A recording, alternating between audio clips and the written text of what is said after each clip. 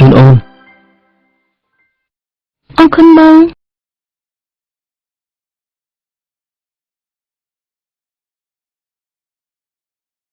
អូនសុំទោសគេសំខាន់សម្រាប់អូនទើបអូននៅជាមួយគេមិននៅជាមួយបងអូនធ្វើតាមបេះដូងអូនចុះអូនពិតជាសុំទោសអូនសុំសន្យាថាចាប់ពីស្អែកអូនឈប់តាក់ទងនឹងគេហើយ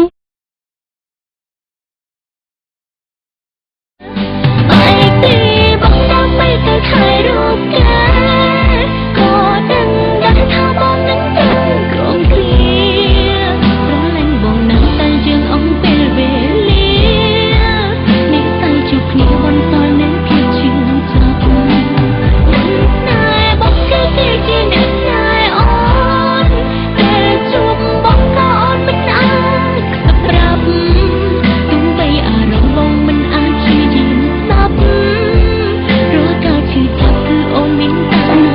ជួយគ្រូ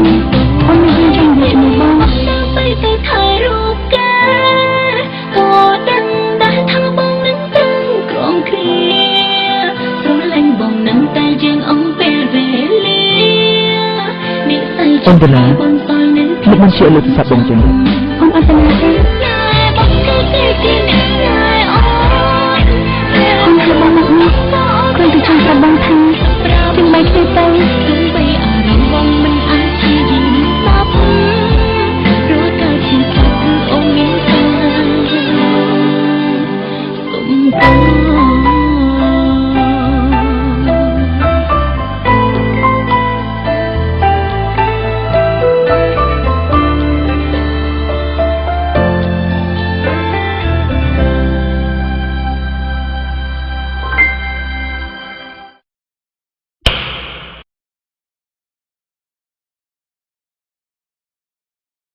អូនជិះស្រឡាញ់បងហើយបងដឹងអត់បងដឹងអត់បងដឹងអត់បងដឹងអត់បែកពីបងដើម្បីទៅถ่ายរូបกันក៏ដឹងដែរថាបងនឹងត្រង់ក្រំគ្រា